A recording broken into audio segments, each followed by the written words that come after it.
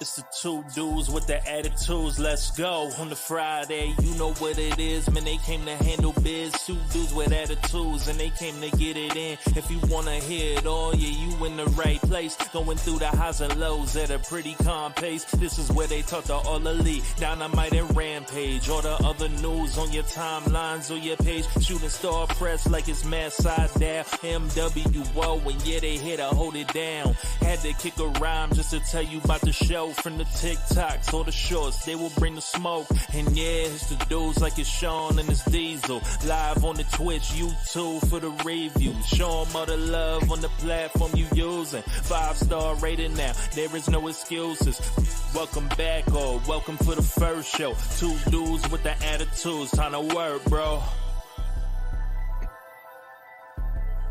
Yeah, bro. That's right. Time to work. Time to work. You are now tuned into the greatest, y'all. What's going on?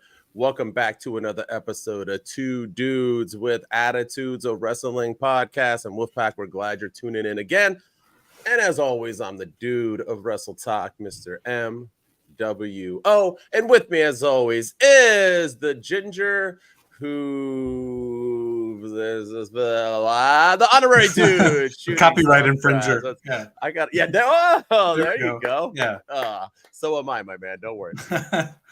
Yeah, I'm hanging in there, man. It's Friday. It's the weekend. We had a fun week of wrestling, both WWE and AEW, and we're back to normal too. No more pay-per-views. No more back-to-back pay-per-views and two pay-per-views in the same weekend. Like no more of that. Mm-hmm. So for the foreseeable future, which is kind of nice. Well, we're kind of having a pay-per-view on Dynamite next week. It feels like a big show. I mean, yeah, it's grand. They're back to that now. Now they're back, but they're kind of throwing some pay-per-views out, right? We got Grand Slam, then we got this weird one of Wrestle Dream. Is this supposed to be like dream matches? Is that what this is? Is that what Wrestle Dream is?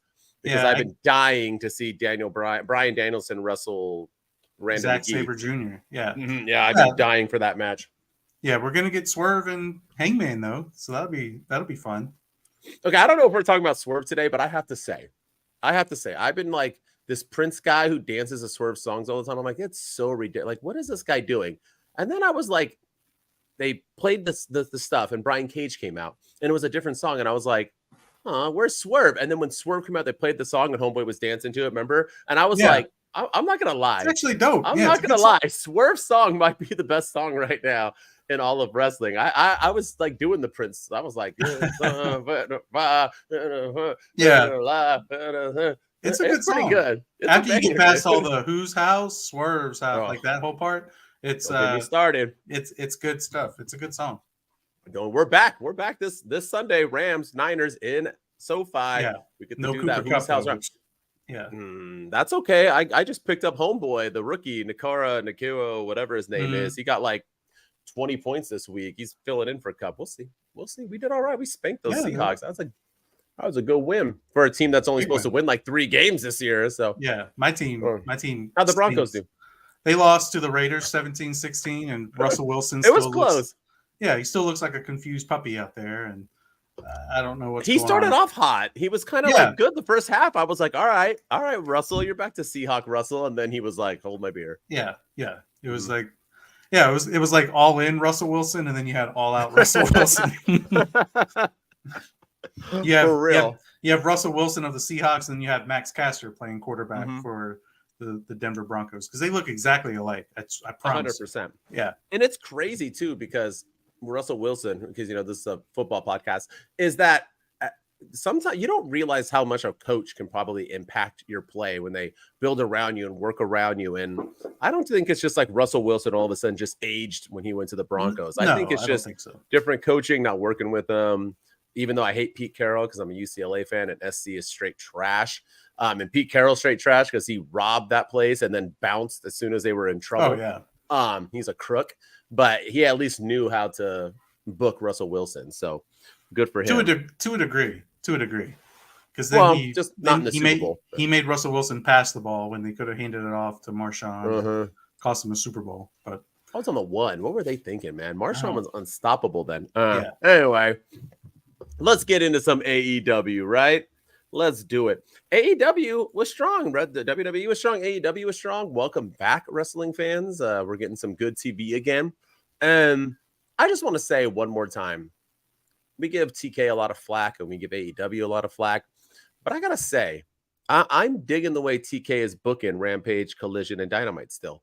I like it. I like that Rampage didn't become Sunday Night Heat or AEW Dark or whatever you want to call it. It stayed as a show that has importance and it builds storylines. And with that said, we had a storyline start on Rampage this past Friday, and it was Sammy Guevara and Y2J. Y2J on commentary with no shirt on, like always. He was proud of his body. Good for him. And he got it, man. I mean, right? I mean, he like 90 years old and still looks like he's in his 30s. But he comes out, well, not his face, but he comes out, and out comes Sammy Guevara, who's got it. And they walk out, and they're kind of talking and this and that, because remember they had beef about, getting kicked or pushed and winning and having a feud. So what do? They decide that the Sex Gods are going to still become a tag team, but first they need to fight it out. That's what men do, right? Me and Shooting Star Press meet up about twice every year, and I go fly down to North Carolina and we just punch each other in the face. When I come for Full Gear, I'm going to kick your ass. So get ready.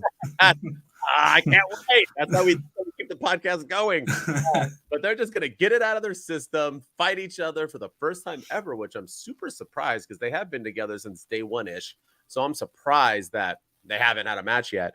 But they're going to fight it out and then continue on their tag team run. I know this was just done on AEW. I forgot who it was. It was a random tag team of two dudes, and they're like, it was NXT. NXT had two dudes who just like fought it out because they needed to I think it was NXT. I forget. It was some tag team. Wasn't it Gallus and the Creeds, or it was somebody? It was someone they were facing. They were facing. And they decided to punch it out before they because it wasn't the Creeds. It was the two hillbilly guys, right? Oh yeah. I forgot who they are. They were in the bars and they had the little mistress thing going on with the girls, and then Kiana James ditched them, and I don't know. And now Kiana James is a good guy. I don't know what's happening on it with that lot. But anyway, I still like it. I think Sammy Y2J feels important. I think it's going to be a great match. They obviously will have great chemistry. They've been buddies for 5 years now, just in AEW. And and I like to see where it's going. I hope it continues on to them being tagged. I hope they fight it out, hug it out afterwards, and move on. I think that's cool. But I just really wanted to talk about it just for the fact that I felt like it was a big moment for Rampage. The fact that they didn't say this for Collision, that they allowed Rampage to have this moment of booking a match of that magnitude for their Grand Slam. It's Grand Slam, right? Yeah, for their Grand Slam is really cool. I liked it. I was all for it. Quick, and they had a better segment, which we'll talk about later on in the week. So yeah, no, I like this. I hope there's no shenanigans. I hope there's no big turn, or that Sammy Guevara is joining the Don Callis family or something, and this is all a ruse. I do want to see them in the tag division. I think that's perfect for Jericho right now. He's been the faction leader. He's been the world champion in the company before. He's gone after the trios title. He's done all that, and I think now I think the tag team division is a perfect spot for him. So I want to see him and Sammy Guevara stay together. But I talked about this last week, that the one thing I don't like is it feels like AEW takes the same story and regurgitates it on different wrestlers. We're seeing the same, who's going to turn on who with MJF and Adam Cole. And that seems to have fizzled out a little bit over the last few weeks. And now it's to the Sex Gods, who's going to turn. And, we'll talk about it with Ricky Starks. Is he going to join the BCC and turn on Big Bill? It feels like he gets this idea and he's like, okay, let me implement this on everybody in the company. So that's the one thing I'm not really feeling, but I do want to see Sammy Guevara and Jericho remain together. I think they've got great chemistry. Sammy Guevara's he's a damn good wrestler, but he's not going to go after MJF. He's not going to go after John Moxley and the TNT, the international championship. He's not taking the TNT title off of Luchasaurus. So I think the tag division is the perfect spot for him, and keep him with Jericho. No need to break them up so soon. And what is FTR doing? They're about to have a match against this tag team that no one's even heard of, and they're trying to hype this tag team as somebody. They're great, and it's nah. Yeah, no. Yeah, and I think they'd be good opponents for them too.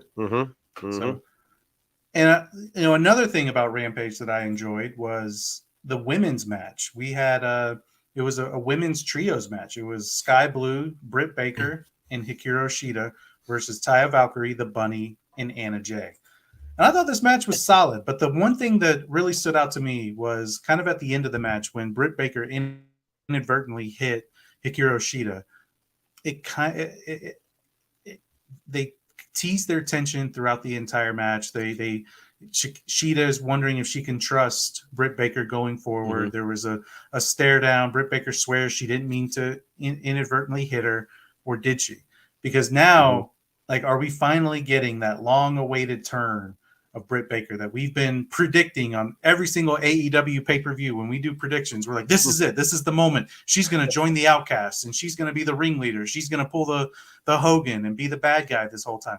Now I feel like we're starting to plant those seeds a little bit of her actually turning heel and going back to being the badass that she was before she became the babyface when she was the women's champion. So I'm excited to see that. They continued their tension on Dynamite this week as well, in their match as well, so the 4-way. So yeah, I'm digging what they're doing. And again, anytime the women's division is thriving, which we'll talk about a little bit, it's good for all of pro wrestling, but it's really good for AEW because they've had a hard time booking the women's division. It feels like they get one thing right, which is the women's title, but then they forget about the TBS championship, and then they forget about some of the other mid-card women's feuds. And I think this could be a good little secondary feud, Britt Baker and Shida going into Grand Slam and Wrestle Dream and all the other pay-per-views that they have coming up. I agree with you. And I love Britt Baker. I mean, I stole my thing from her. I mean, Britt Baker is always, she's my top 5 favorite female wrestlers, maybe of all time. But I love me some DMD. I like where this is going. I like that she got a win for one, but I also like that they are building this little, they're on the ground pushing each other. It continued on Dynamite, I believe. And so it's continuing. They're going to, and they have obviously a rivalry already. So we know they can put on bangers. I'm excited for it. Grand Slam would be a perfect time for Britt Baker to turn heel and join the Outcast. I know it's not going to happen, but obviously Toni Storm's on her way out.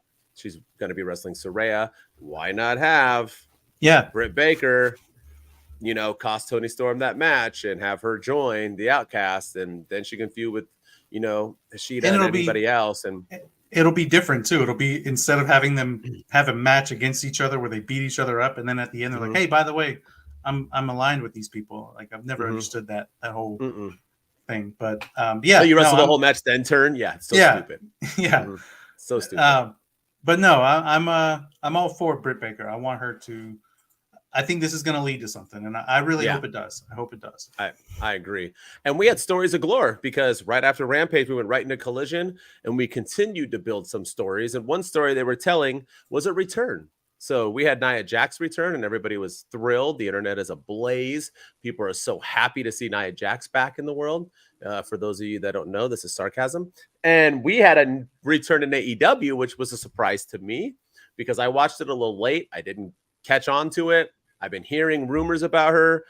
Out walks Jade Cargill to save Kris Statlander from getting beat up after her match.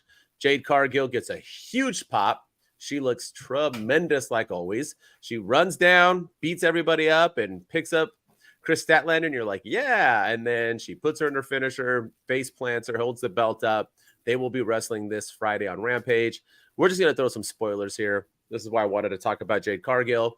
She returned. I got excited. It was actually a surprise. I didn't read anything about her coming back. And I was very confused because I'm like, okay, she's coming back. She's going to wrestle at Rampage. Rampage is a weird place for her to win the title, but I can't have her lose, right? She is 60-0 and so on and so on. Well, she does lose at Rampage. It's clean.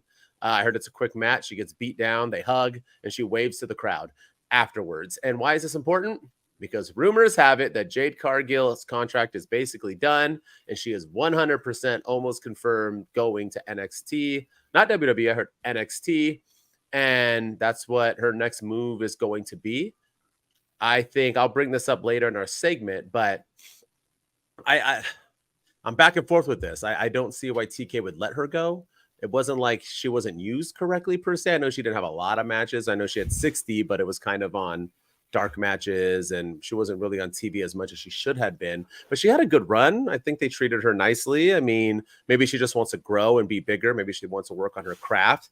But either way, I want to talk to you about is how bizarre is it if she is on her way? If this is true, unless it was a swerve, but her losing on Rampage today kind of makes me think it is true that she's leaving, because why would they have her lose so quickly?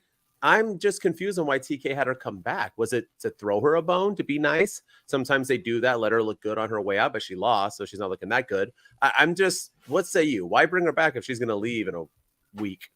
Yeah. Why have her why not just let her contract run? Does she have to have one more match?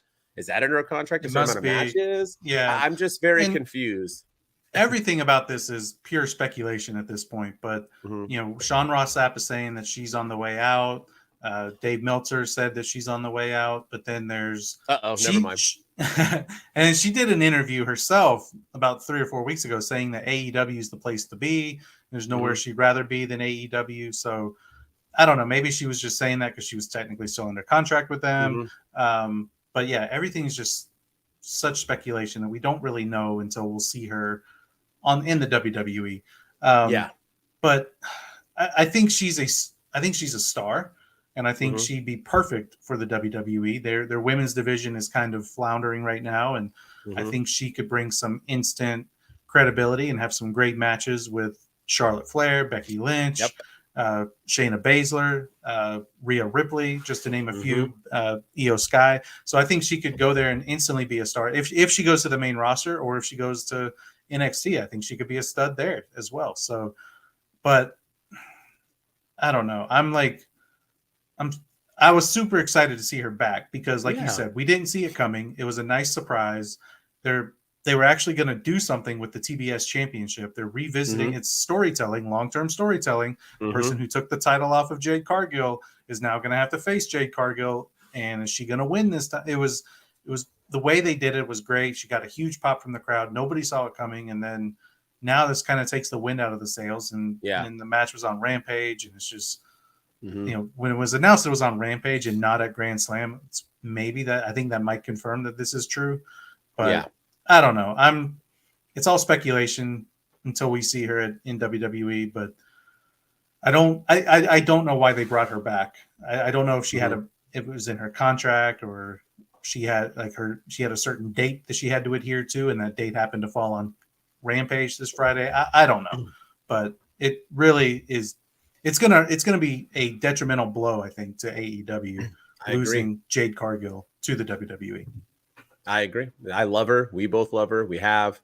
I saw her in person. Last time I went to an AEW event, I snapped a picture of her. She's phenomenal in person. She just looks like a star, man. She looks like a star.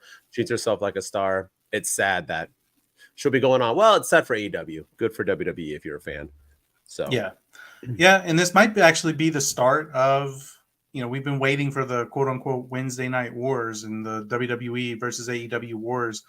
And, so far we've seen a bunch of people go from WWE or NXT to AEW, but now we might actually start seeing the opposite of people going from AEW to WWE now that their contracts are up and they're not renewing them, or they're not bringing certain people back. So yeah, this could be the start of a huge exodus of AEW. And I don't think they can afford to lose too many people. And you got Cody, you got Jade, maybe Wardlow, CM Punk. Yeah. CM Punk. You have what's MJF going to do in a couple months? I mean, we shall see. Yeah. They lost Brian Pillman Jr. too, who's supposed to show up at NXT any minute now. So who knows, man? Who knows? But speaking of, I guess, ex-WWE people that made the jump, but let's talk about the BCC and Ricky Starks and Big Bill. So we got a promo from Bryan Danielson that was a little bizarre, where he said that he's probably on the tail end of his career, and he said that his daughter he told his daughter when she turns 7 he's going to be done with wrestling, and she just turned 6. So MJF did some Steiner math this week on Dynamite, which we'll talk about. But if my Steiner math is telling me that 7 minus 6 is 1, which means Bryan Danielson has 1 more year left full-time wrestling per his promo. And so he wants to go out on top. He wants to wrestle the best of the best. And they have this Wrestle Dream pay-per-view coming up. And he challenges Zack Sabre Jr.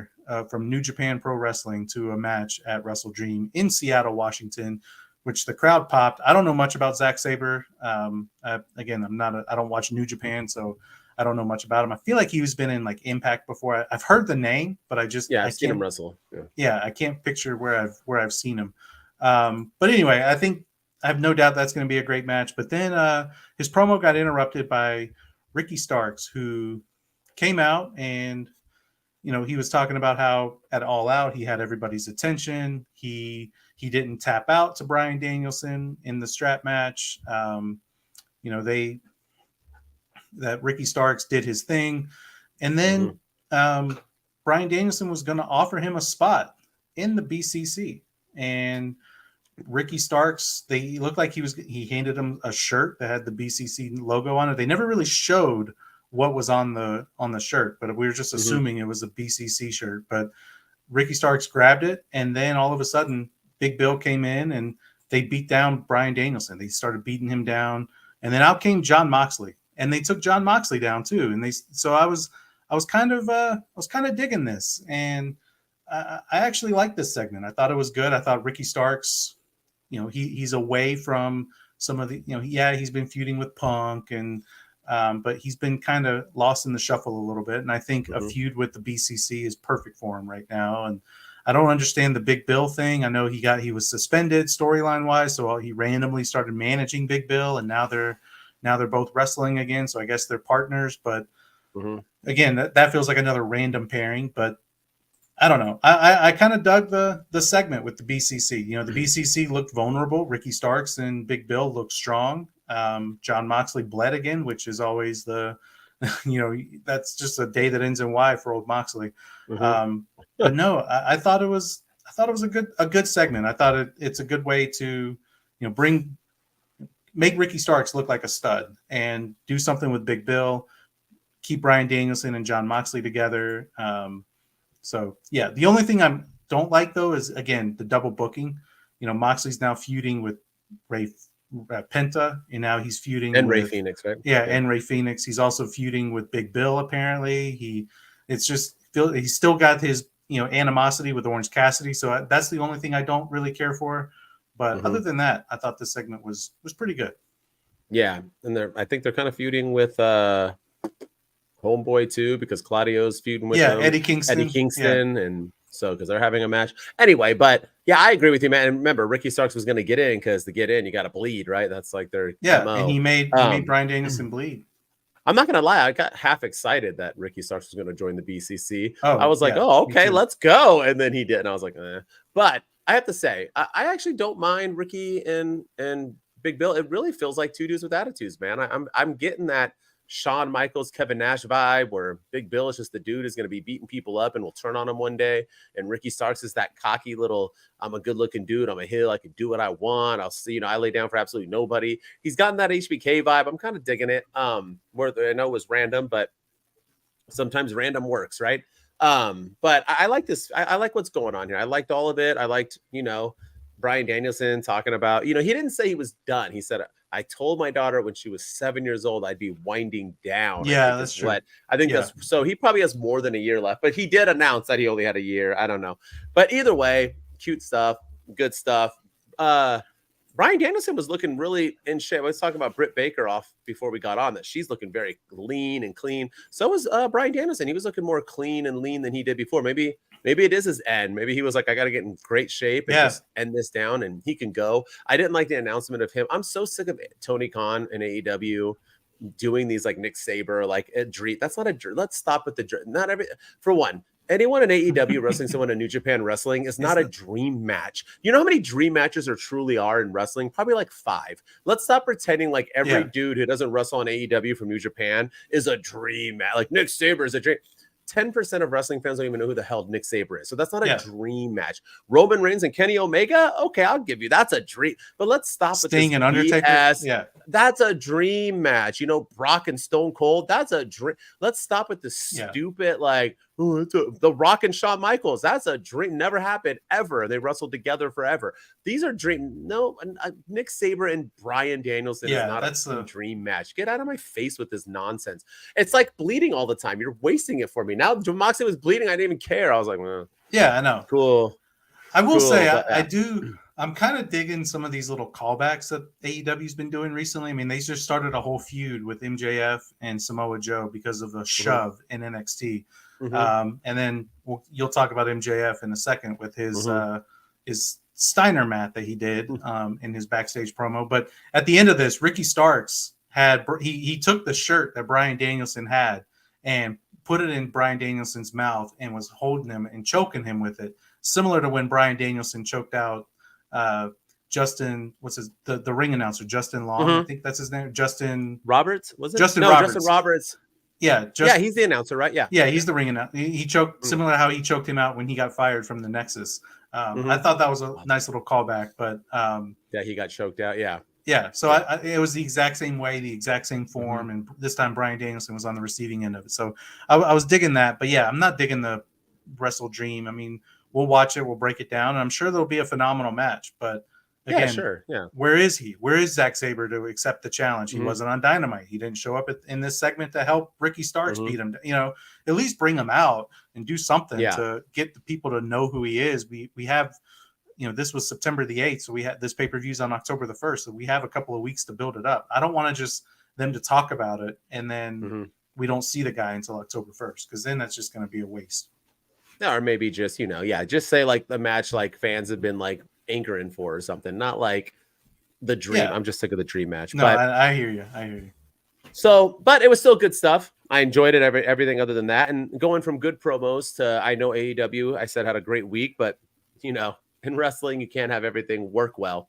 And I want to talk about a few promos, and I'm pretty sure we had boom, boom, boom. And we're going to start off with the return of CJ Perry. She returned last week, saved Miro, and hit the chair, and then Miro walked away and was like, "You're not real." I don't even know what that means. Maybe you're right. Maybe they haven't been together since Bobby Lashley. Maybe that's what they're continuing on. What he's mad at. So I'm so confused on what the hell is going on. They post Instagram pics like every day. But anyway, so CJ Perry, for one, I forget that CJ Perry is like 100% American. She was like born like Boston, or she's like a 100% she's like a Harvard. I don't know. She has a college degree. She's like this intelligent American girl. And I forget because she did such a phenomenal Russian accent as Lana that I forget. So listening to her cut the promo, I was I was like, wait, who the hell is talking? So one, I just want to say that because her accent, now it's like when you see these like British dudes or whatever actors, and they like speak, they're always American in movies, and then do like an interview on like Ellen or not Jay Leno, like you know what I mean? Dr. House, the guy who played Dr. House, Hugh Laurie, he had the strong, like perfect American accent. And like I thought he was American, then I heard him. He like hosted Saturday Night Live, and he came out. And I was like, "Wait, he's British? No, no." It's crazy how well people can do accents. It's but crazy. And not only that, I also forgot how smoking hot she is. I know we're not supposed to always talk about this stuff, but holy cow, Miro! Good for you, CJ. I forget. Like she hasn't been around in 2 years, but she stated. But anyway, other than her hotness and her great accent that she was good at, I was confused as balls with this. She basically just said, "I came to save you. I've been gone for 2 years. You wanted nothing to do with me. I'm going to be a monster manager again or whatever and terrorize blah, blah, blah." The end. Then we went right into the Dark Order. There was a segment where there was like merch being sold, and it was like do you want to buy merch? Why would you do this and that? Hi, we're the Dark Order. And the three of them walked out looking like idiots, dressed up, and they said, "Why buy from the bad guys when you can buy from us?" And then they had stupid smiles on their face and they walked away. What are they? Was this to sell merch? Are they recruiting people to join the Dark Order? But if they're recruiting people, are they talking to the fans? Do they want me to join the dark? Yeah, I have yeah, no idea what T-Rex Arms was doing. And then we went into the Acclaimed because we had a huge announcement from the Acclaimed, and I'm super excited. I'm like, yes, what are the Acclaimed going to do? Well, they're going on a world tour, ladies and gentlemen. You don't want to know what that world tour is? Wherever the AEW is going, they're going to be at Grand Slam, Dynamite. Yeah, they said that's what you're doing with them. I was so you can judge on it all, but either way, these were 3 pointless, stupid promos that wasted airtime and got us nowhere. You can touch on anyone you want. Yeah, and they went back to back too, which was really yes, they did too. Right. They were all like boom, boom, yeah, boom. It was like weird. This is like okay, like let's get back to some in-ring action or something. But it was going so well. Yeah, I want to talk about the Acclaimed because I'm mad at them because they in their promo they said they're coming to North Carolina, but I googled. AEW's not coming to North Carolina anytime soon, probably for the rest of 2023. They were just there a few weeks ago when Punk decided to go off script and call out Hangman Page. And yeah, they haven't been back. They were in Charlotte earlier this year, but that's right. That's right. He said that we're going to be at Grand Slam, and then we're going to be in North Carolina, and then we're going to be here, and then we're going to go there. And I'm like, oh, they're coming to North Carolina. Let me look it up. Nothing. I don't know. They're doing autograph signings then? They must be. Yeah. Like, is this? Are they doing like? The World Tour did mean something. I'm very confused. Yeah. Like, are they doing like? Are they going to go to conventions and stuff? I don't know. But it was. I didn't like that. That was misleading. Number one, and then the CJ Perry thing. You know, I want to see it through, but I'm still kind of a little confused as to what they're doing. And we don't like because AEW they like to blur the lines of reality and story. So us, like, we see them posting pictures on Instagram all the time. Videos but all of a sudden in storyline, he doesn't know who she is or why she's there. Like, I don't know. Yeah, they haven't seen each other in 2 years. Is that what she said? Because she's been gone for 2 years? Yeah.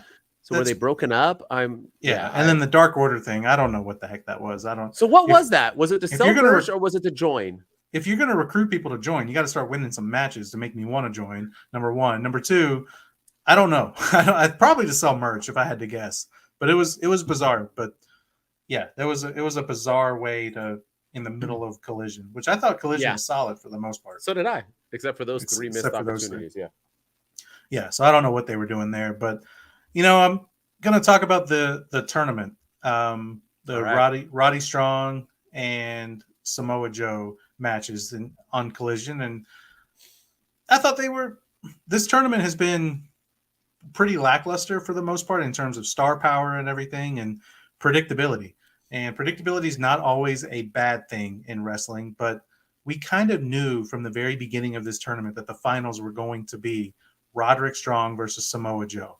And that, we'll talk about Dynamite here in a second, but Roderick Strong got a win over Darby Allin in the semifinals to advance to the finals on Dynamite, where he waits the winner of Penta and Samoa. Was it Penta or Ray Phoenix? I get them. No, it was confused. Penta. Yeah. No, Ray Phoenix was beefing with Moxley. That's who. Moxley. Yeah. Mm-hmm. Yeah. So, Penta and Samoa Joe, and both matches were solid. Both matches were good.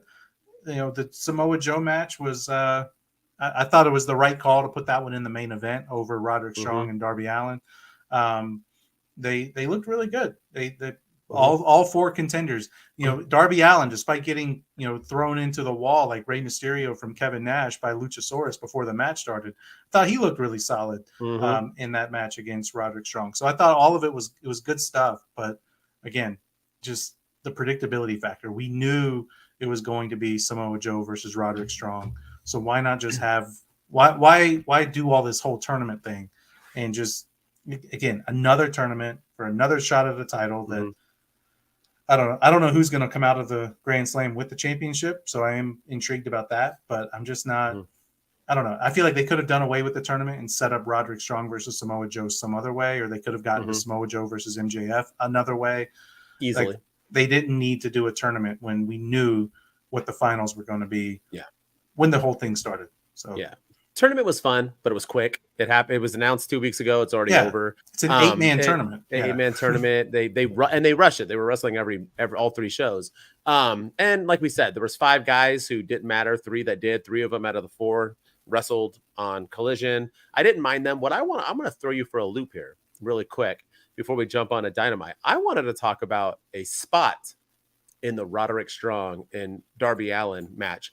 There was a point where Roderick Strong was on the turnbuckle, and he basically picked up Darby Allin, power bombed him onto the corner, like on his back, in the corner of the turnbuckle. He hit his back, spun, hit his head on the apron, and fell down. And the reason why I would say this spot, because in AEW, you see it so much that you're not really surprised by things anymore. One thing that I've heard old school wrestlers talk about is preserving their body. Kurt Angle is a main person who talks about that, how he could have such a longer career, maybe a UFC career, could still be wrestling today if he would have been smarter with how he protected his body. And I know he wasn't that person. I think minus Jeff Hardy, there's not many high flyers who have long careers. Look at Jericho. Jericho didn't do all that stupid stuff, injure himself. I have to say, I don't know if this is a TK thing, who wants these guys to just put themselves in awful spots where Mox is bleeding every week, and Darby, this isn't the first time Darby, spot looked awful. If Darby continues to do spots like that on a episode of Collision, this dude's going to wrestle until he's 30. He ain't going to go much longer than that. And I don't know if somebody needs to step in and say, look, guys, every week isn't a pay-per-view. Every week isn't a bleeding match. Every week isn't a get your back slammed on a turnbuckle match. Every week doesn't have to have that. You can have great matches, WWE, and tell a story without doing a stupid spot. Sammy Guevara was another one. Like every time he wrestled, he had to do a stupid spot where it's like, dude, your body can only take, you're 23 right now, 24. So yeah, you feel young and cool and this. Wait till you hit 30, my man. Yeah. 30. Wait till you hit 40, my man. Like 30, exactly. So if it's TK booking it, he needs to do better. If it's not, then he needs to stop allowing the wrestlers to decide their spots. He needs to read them beforehand and say, look, Darby, no. You can do that on a random all out, but you ain't doing it on a Collision. And I don't know if I'm just jumping the gun here, but to me, being 42 and such and wanting to watch these wrestlers, appreciating someone like Darby Allin, he needs to be smarter. And if he's not smart enough because he's so young and caught up in the moment and wants to live in the now, bro, you ain't going to have a future if you're going to continue to live like that in the now. That spot was stupid and pointless. It looked good, sure. The crowd popped, but it was stupid. There's no point for that spot in the match.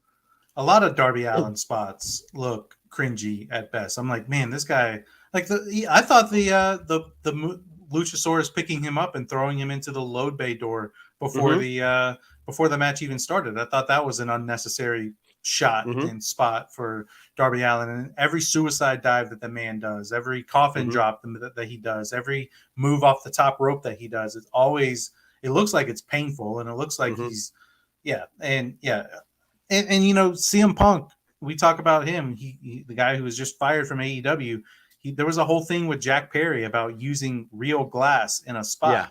And apparently a lot of people were nixing that. So Tony Schiavone nixed it. Tony Khan apparently nixed it. CM Punk, that was the whole reason for the Cry Me a River comment. The CM Punk was like, you can do that ilk on Dynamite. You're not doing that on Collision. Well, if they're going to be, you know, all that about real glass, then they need to do something about the safety of their performers in the ring as well, about these spots.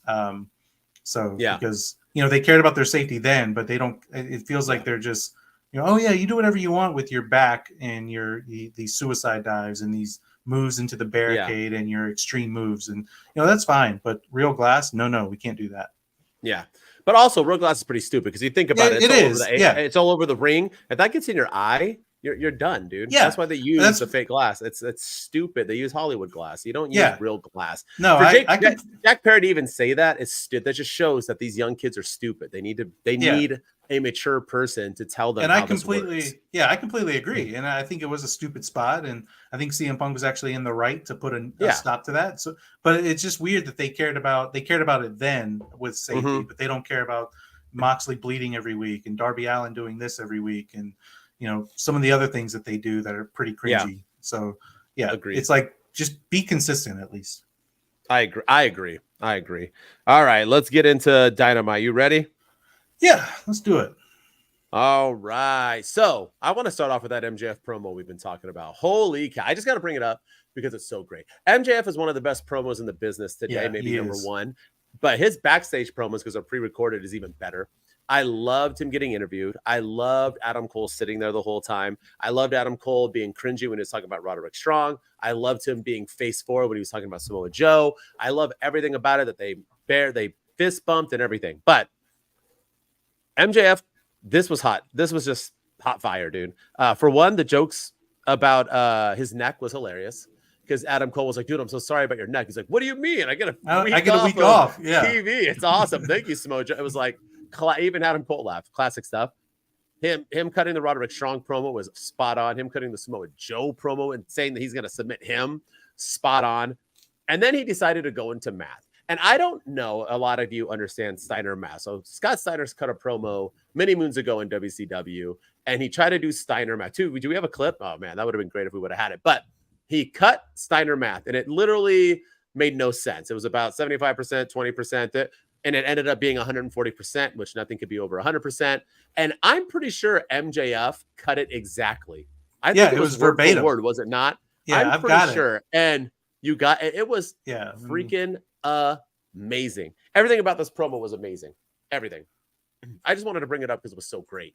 I know it didn't move anything, but here it is. Men are created equal. But you look at me and you look at Samoa Joe, and you can see that. And it was Samoa Joe. That's why he did it. Oh, it was Impact, not WCW. With another wrestler, you got a 50-50 chance of winning. But I'm a genetic freak, and I'm not normal. So you got a 25% at best at beating me. And then you add Kurt Angle to the mix. Had Adam Cole. Your chances of winning drastically go down. See, the three-way at Sacrifice, you got a 33 1/3 chance of winning. But I got a 66 2/3 chance of winning because Kurt Angle knows he can't beat me, and he's not even going to try. So, Samoa Joe, you take your 33 1/3 chance minus my 25% chance, and you got an 8 1/3 chance of winning at Sacrifice. But then you take my 75% chance of winning if we used to go one-on-one, and then add 66 2/3%. I got a 141 2/3 chance of winning at Sacrifice. So, and I don't know how I forgot that was Impact, because I literally duetted Impact on that on TikTok and did that exact promo. I forgot it was on Samoa Joe. That makes it even better. So yes, shout out to MJF for cutting that promo and doing it almost verbatim. And props to Scott Steiner, who I don't care what anybody says to this day is one of the best promoters of all time. Just because he was his one on Ric Flair that should have been cut off and basically almost got him fired was like hilarious. I don't know if you remember that. Oh, yeah. No, but he went backstage and WCW was like, you're fired. He was like, what? And they were like, with pay. Get out of here, please. Yeah. I wouldn't want to piss Scott Steiner off. That's for sure. No. Yeah. That sounds like a bad idea. But no, I like the segment. And it was verbatim. I mean, there's a thing on TikTok where they show MJF and then they show the same Scott Steiner thing. And it's that's awesome. Basically verbatim talking about Samoa Joe. And the only thing he changes is, instead of Adam Cole or instead of Kurt Angle, he says Adam Cole. But everything else, it was spot on. And I gotta be honest. I was a little apprehensive about MJF potentially turning babyface, but I'm digging it now. Like if he continues doing this kind of stuff as the babyface, and he continues being who he is, but just more fan friendly type guy, I'm down for it. I was worried that when they turned him babyface, they were going to do the, man, it's really great to be back in Milwaukee, Cody Wisconsin. Rhodes. Yeah, the Cody Rhodes. He didn't become Cody Rhodes. Nope. Yeah, and I've been kind of worried about that. Yeah, I'm glad that he's still kind of staying true to who he is, which is the scumbag, but now he is their scumbag and the people's scumbag. So, yeah, I'm loving everything about MJF right now. And, I love, again, the callbacks. This whole thing started because of a shove that Samoa Joe gave to MJF when he was in NXT.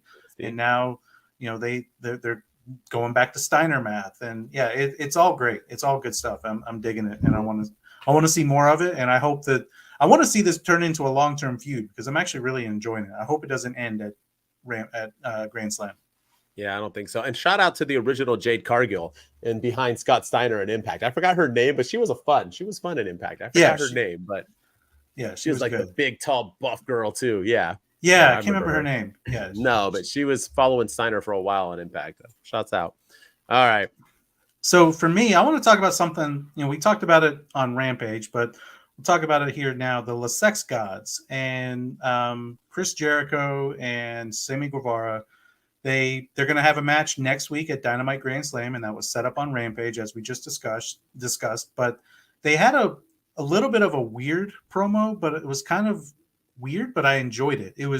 They showed like a montage, I guess, of all of their moments together since AEW started. There's pictures and videos of them when they started the Pinnacle and the Inner Circle and AEW's first day and all the times that they've helped each other out. And I dug it. I thought it was pretty well done. And then Sammy Guevara took it as an opportunity to try to achieve his own goals. And he even mentioned in the promo that he didn't come here to be Chris Jericho's sidekick, and that's pretty much what he's been ever since he's joined AEW. He wants people to look at him the way that they look at Bryan Danielson, the way that they look at Jon Moxley, the way that they look at MJF and some of the other top guys in the company. And so, I thought that was pretty cool. I like that Chris Jericho put him over by saying you can be and you will be. You're one of the best wrestlers here. But when we fight next week, you're going to get the best version of Chris Jericho, and I want to see the best version of Sammy Guevara.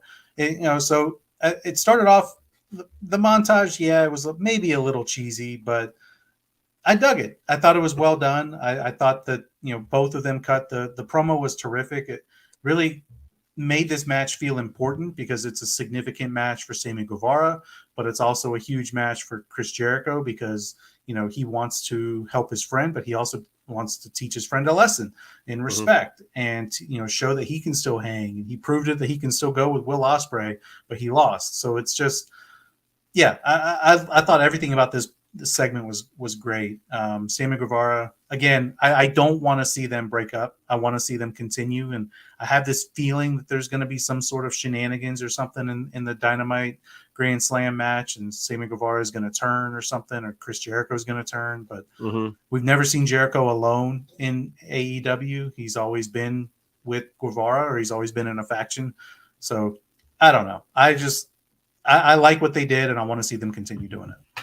Yeah, I actually liked the video. I thought it was funny. I like that it went back and forth too. It showed them like pushing each other and hating each other, but then loving each other. And just seeing the callbacks, he did look like a baby. He was just a baby. He did, yeah. Back in those days, and I even like the callback of him trying to sing Judas, and then when he said, back, "I still don't know the lyrics." I still don't know the lyrics, and he said, "It's okay. You also weren't in tune, on key." It was good stuff. I like it all. And like I said, it looks like they're going to stay together. But I do smell a swerve coming. I feel like Jericho doesn't want to be with anybody. Which would be sad because if they have been together this entire time, it sucked to see them part. I have a feeling it's going to be the either other way. It's making you think Jericho's going to turn on him? No, I think Sammy Guevara is going to turn on. That's what I mean. That's what I think is going to happen. I think Sammy's going to turn. I just meant Jericho as a whole doesn't want. Oh right, yeah. I think in his career right now he just wants to do his thing. But yeah, I can see it being a swerve, which will be sad. But either way, it's making for good television. So, and another thing that made for good television was our boy Samoa Joe. I brought this up last week that I liked that he was feeling important again. He's been kind of buried in ROH as the television champion. He hasn't really been shown on AEW at all. And all of a sudden, Rampage main event, Samoa Joe. Collision main event, Samoa Joe. Dynamite main event, Samoa Joe.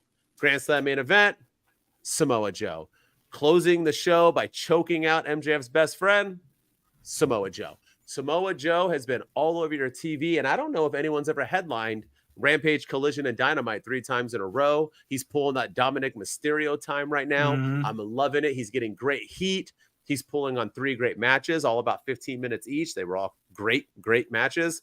It's about damn time Samoa Joe he needs to release that ROH title. Yes, I was going to say that. Yeah. But other than that, he is doing his damn thing. And what I want to ask you, because this is great, push Joe. Push Joe. He's need to be pushed. He's getting old. You need to push him. He is great. He's that dude. But so we were talking about with CM Punk leaving, what they were going to do. Is that what they're doing?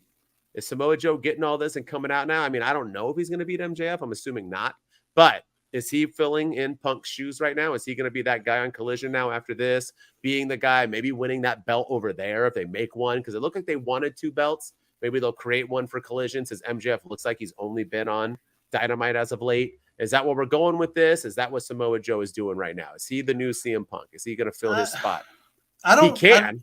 Yeah, he can. I think he would do probably better than CM Punk. But I don't know. It feels like, because there were reports that during the whole kerfuffle backstage between Jack Perry and CM Punk at All In, that Samoa Joe was pretty heated and he was pretty pissed off. And he was the one there to break up the fight. And he was like yelling at Punk and he was yelling at both guys. And he was looked at as a leader backstage. Everyone was looking at him like, okay, this guy's legit. He's one of the, he's one of the good ones here. And so maybe this is their way of rewarding him for that and stepping up to being a locker room leader and stepping up in the absence of CM Punk. And, when Punk was kind of, he's fighting everybody backstage, Samoa Joe's fighting everybody in the ring. But yeah, I don't know. But I don't know. I do think they're rewarding him some way. And I think it's well-deserved. But I'm all for Samoa Joe getting the praise that he's getting and main eventing these shows, because the man can go. If he can stay healthy and not do crazy bumps where his head's getting hit because he has a concussion history, the man is money and the man is fire. And I want to see him hold some sort of world title in AEW. And yes, he does need to drop the ROH title for sure. Yeah, for sure. So TK, you listen, push Joe. Let's go. Keep or Joe's going to kill you for reals. Yeah. And I did like the ending. I like the ending with Adam Cole too. Choking up Adam Cole. I like that. And that's keeping the Adam Cole MJF friendship going. I like it. It's a cliffhanger that, we tune in for next week. So let's see what happens. Really quick though. I did want to say though, the ending of Roderick Strong and Samoa Joe, I did not like. What was the point of pushing Roderick Strong this entire time and make him feel relevant to have him just get beat, lose clean, and no Adam Fake Cole interference on? They should have had that match end in some. He just got choked out and tapped out. There was no Adam Cole that came was out weird. and was like, no, and then Samoa Joe locked him in and he's like, thanks a lot, Adam Cole. It just I didn't like that at all. What was the point of pushing him this far and getting him going to where he was if you were just going to have him lose clean to Samoa Joe? Maybe they're teasing to Roderick Strong versus Adam Cole and MJF versus Samoa Joe. That's what it seems like, yeah. Because Roderick Strong was yelling for Adam when they were stretchering him out. I can't see you, Adam. Yeah, he's like, Adam! And the Matt Taven and Mike Bennett were yelling at Adam Cole to get out of there. And you caused this. You did. I was like, wait, so you'll wheel somebody out of the arena when they have a stinger on their neck. But Moxley bleeds every week and there's no stretcher. You're not even back there stitching him up. He's back there cutting promos with Bryan Danielson. His face with is blood still all bleeding. over his face still. So stupid. It's just okay, stupid. all right. I question the medical team of AEW sometimes. And they're even praising them on comment. Look at the professionalism of our medical team. I'm like, okay. Yeah. All right. Chill out, guys. Let's stop. and why is Mike Bennett on my TV all the time now on AEW, but not his wife? What the hell's going on here? Yeah. She's part of that crew. Why is she pregnant again? Why the hell? I think she might be. She not on my screen. Even pregnant, she used to be out there. She looked good no matter what. She needed to be on my screen. I love Marie, man. Yeah. Get her on my screen. I always thought it was funny when WWE made him take her name, Mike Kanellis. Yeah. Oh God, that was the best. Yeah. I like their quick thing. They just didn't last long enough, but they were good on. Yeah, they were WWE NXT too, but good stuff. Yeah, and then the for me the last thing I want to talk about on Dynamite that I didn't really like was Don Callis. I didn't like this segment. I know a lot of people loved it. It got high ratings and high. I mean, it was every article I'm reading that has all the grades and stuff of Dynamite. This was an A- segment. This was I like what they're doing with Takeshita. I like that they're building him, and he beat Kenny Omega twice in a week, and now he went from being the ace to the alpha. So I do like what they're doing there, and he does need a mouthpiece, and Don Callis is the perfect person to be the mouthpiece. But the whole painting thing, again, funny the first time with Chris Jericho, because Jericho cut the "Were you gonna murder me?" type thing because he's holding his head on a spike or something in that painting, and that was funny. Yeah. But now they're doing it again, and this time the reveal was Ibushi from New Japan Pro Wrestling. Yeah. And it's just, look, I like what AEW does. I love the Forbidden Door, but again, we've talked about this so many times. It's not a forbidden door when these guys are on TV every single week. And I know that Ibushi has history with Kenny Omega, and this is a way to get Kenny Omega to come back and feud with Takeshita. It's all building to that, but that was the big reveal, was, this Ibushi guy. And I don't know. I just didn't like it at all. No. That's all I got. Yeah, and this isn't going to push Takeshita like Ibushi coming out. Like, I get it. Once again, there's going to be people on here who are diehard AEW fans, and they probably only listen to our AEW podcast on our WWE one. And they're going to say, but Ibushi is somewhat important. But he's not. Like, you know him. But once again, if 90% of fans don't know who he is, then why are you going to have – this is not going to – Callis is already – he was getting that Dominic Mysterio heat. Now he's just getting he's fizzled out there. He's 100% fizzled out. And I thought the segment was boring. I thought he rambled. I thought Takeshita with his one line of like, I just thought it was all boring. And why are we still on Kenny Omega? Like, why is Don Callis and I'm just over it. I was bored of it. I half paid attention to this thing and I'm done. So, I mean, bring it. You don't always, there's people in AEW that are important too, TK. Every time you want to like bring a surprise, it doesn't have to it doesn't have to be a New Japan Pro Wrestling guy. Shoot, pull someone for Impact for once. At least they know who they are. Like, I don't know. I'm not vibing with it. Just, hey. AEW guys, why not Wardlow? Why aren't we bringing people back Wardlow on their hands? Or Danny Garcia or, anyone. to Sammy Guevara to tease their feud with Jarrett, something, anything. But Jack Perry, bring back from suspension.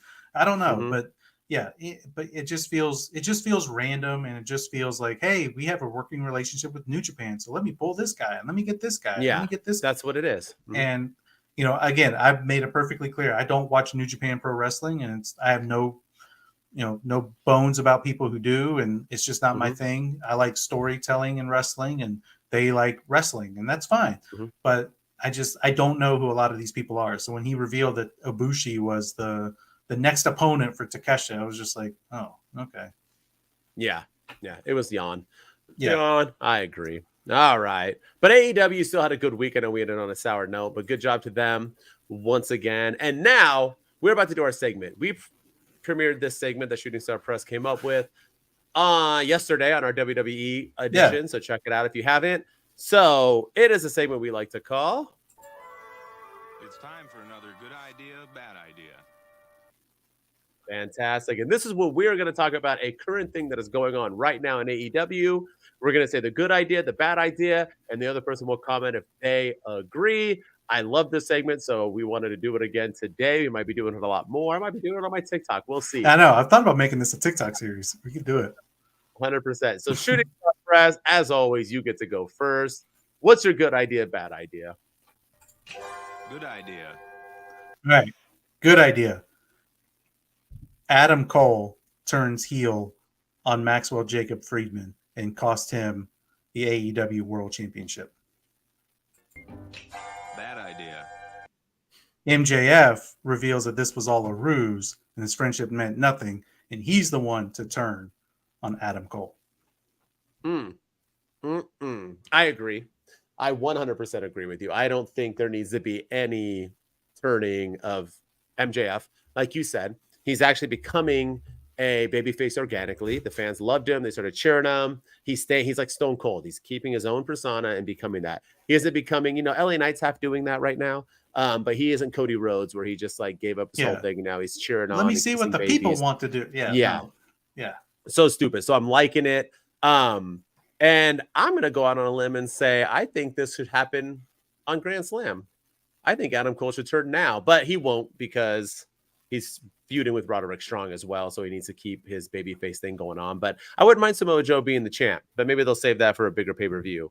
But either way, I agree with you 100%. It doesn't need to happen anytime soon. I like Adam Cole and MJF together. I do like them together. I think when it does, it needs to be Adam Cole that turns and not MJF. 100%. And Adam Cole's a great heel. All right. Are you ready? This might be the first one ever we don't agree on. You ready? All right, let's do it. Maybe you do. Good idea. Signing Jade Cargill for AEW and letting her become your champ, making the darn women's division finally feel relevant. Main champ. All right. Bad idea. Letting Jade Cargill go to WWE and probably beating, which we talked about on yesterday's episode, Becky Lynch for the NXT title and becoming a huge star over there. See, I'm talking as an AEW person, though, because it's an AEW edition. Yeah, so no. You might disagree because... No, I actually agree. I think that they need some fire in that women's division. And the fact that we never got a Britt Baker versus Jade Cargill match in AEW, a Shida versus Jade Cargill match, the Outcasts going after the original, another AEW original in Jade Cargill, you know, it's a shame. And for her to, if she goes to WWE, it's going to hurt AEW more. It's going to hurt them significantly. So they need to do whatever they can to get her back and keep her in the women's division and book her like the star that she is. I agree. She's beaten Becky Lynch. I told you they were going to push somebody. That's who it's going to be. I'm telling you. Yeah, I can see it. I can see it. All right, I'm gonna cheat a little bit on this one, but okay, here we go. Good idea. Jade Cargill leaving AEW and going to WWE. Bad idea. CM Punk leaving AEW and going to WWE. That's too easy. I love it though. Man. Well, actually, is it though? Because I really do. Oh man. Okay, actually, it isn't that easy. As soon as, because I was just hearing CM Punk, I don't want him to go there, but I really don't want Jade to go either. I know it's torn. It's tough. I'm still gonna agree that it's a good idea, bad idea, because we got to pick a good idea. It is a good idea for her to go, even though I think she fits better in AEW. It is a good idea for her to go to NXT because she needs NXT. She'll grow. She'll be able to wrestle every week, and she's going to feel like a freaking monster. CM Punk needs to just go away. Yeah. I do see TKO signing her now because it seems like they're – did you hear the rumors too now that they're trying to get like new championship belts and have weight classes? And get the fudge out of my face. Trios championships. Get the fudge out of my face with that. Yeah. We don't need weight classes. This is not the – and they all weigh about the same. It's so stupid. But anyway – yeah, I'm not for that, but yeah, I think I agree with you. Good idea. Good idea. Yeah. If you had to choose between the two, it's a good idea. Yeah, 100%. I don't want either one to happen. I got three, so we only got one left. So I'm gonna pick one I think you might like. All right, go ahead. Okay. Good idea. Signing Edge and having him feud with Christian and winning the TNT Championship. Okay. Bad idea. Bringing back Goldberg and continuing the WCW flashbacks of the past. You don't want to see Dennis Rodman come back and Karl Malone? He already did. I mean, I was just, just Carl and Hollywood Hogan, and I'm assuming they're all going to come. He's been there a couple of times. Jake the Snake. Oh yeah, we're gonna get them all. No, I completely agree. They need to get Edge tomorrow, especially if all these people. Did you hear? Supposedly he's done. He's off like WWE's website and stuff, right? Yeah, but so is Jey Uso. Jey Uso was taken off. Oh, he was. You're right. but you're right. But yeah, I mean that was more for storyline. But yeah, I actually think there's a higher chance that Edge is coming to AEW than people think. But they need to get him there ASAP. I think. If you're going to lose Jade Cargill and you're losing CM Punk and you may lose MJF, Edge is the perfect person to have. We don't want to see Goldberg. No more Goldberg. No. And I think a perfect time for Edge to return is Full Gear. So yeah, we're nothing better than Los Angeles pay-per-view right before Thanksgiving, Hollywood, Christmas. Let's go. He's filming. He's probably filming a show that he's on. He can take some break from film, take a break from filming, go to Kia Forum and spear Luchasaurus. Yeah, bring it. Oh, God, that would be so great. By the way, if they bring him back, he has to have a few years there. It is a waste because Edge said he wanted to retire. That's my only thing with it. So to bring him back to AEW, you can't have him have a 20-year career in WWE and have him come to AEW for 1 year. He can't do the Aaron Rodgers Jets approach. He needs to be there for a few years, or it feels like it's a like, why'd you even do it? What was the point of moving on your legacy? So AEW, he needs to at least have a run. He needs to be careful in AEW because their style in AEW is, Moxley's bleeding every week, and Darby Allin's getting thrown into against walls every week, and turnbuckles, and AEW loves their extreme matches. And Edge was the king of extreme, but 20 years ago, he's tamed down a lot from that in his WWE run, the latter half of it. So yeah, you can't be doing that every single week, especially for his body with his neck and everything being as brittle as it is. So yeah, he's got to be safe. But yeah, it's got to be multiple years. I agree. I agree. All right. One more. Oh, you want to do one more? All right, let's do it. All right, hang on. Good idea. Okay. Orange Cassidy being the one to dethrone Maxwell Jacob Friedman. Bad idea. Orange Cassidy being the one to dethrone Luchasaurus and Christian Cage. Oh, that's good. Neither of them are a bad idea. I just want you to know that. No, yeah, I don't think either one of them are. Yeah. Oh my gosh. If it's not going to be Adam Cole, which I do think it is, but after Orange Cassidy with that thing with Hook, what's more likely? Luchasaurus. But, bro, Orange Cassidy as the World Heavyweight Champion at AEW, sign me up. I'm going to say I agree. I think that's a great idea. Yeah, I think he proved it. I think he's shown it. I think he's the workhorse. I think he has a good look. He has a good vibe. He's good in the ring. He showed he can go either way. Put it on him. Let him run with it, dude. Let him run. If The Miz could be champ, Orange Cassidy could be champ. Let him run with it. Let's go. I think he's a star, and they've made him a star, and they deserve credit for that. And I think where else can you go? There's nowhere to go but up. And I feel like the TNT title, Luchasaurus and Christian are bringing credibility back to it. They're keeping it for a while. It's not being hot potatoed, but correct. MJF has had a long title reign. We've never seen MJF and Orange Cassidy go at it. I'd love to see him. I like it. Those promos too. I would love it. Yeah, I would love it. All right. Good job. I dig it. Won it there. That was a good one. That was a good one. Some Orange Cassidy. I feel like this segment's fun for AEW because they always are having weird ideas. Yes, sir. I know. I could have went into promos too. But anyway, all right, my guys. We did great. We loved it. We're going to see you next week. Next week, we'll have a big AEW show because we'll be having results from their mini pay-per-view Grand Slam, amongst other things. And we'll be getting ready for...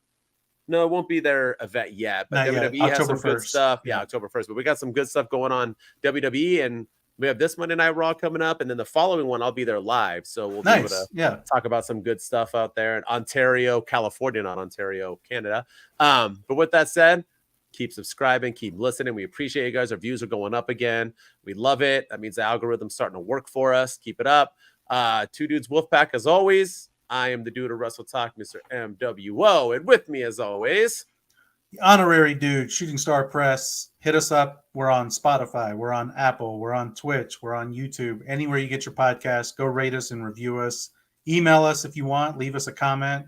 Tell us what your good ideas and bad ideas are. You can get creative. We want to see bring the silliness out if you want, but we want to see the creativity side of good idea, bad idea. Email the show 2dudeswithAttitudespodcast@gmail.com, and then go get your WWE merch from our link that'll be in the show notes in the description. So help us out.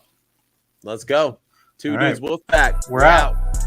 It's the two dudes with the attitudes. Let's go. On the Friday, you know what it is. Man, they came to handle biz. Two dudes with attitudes.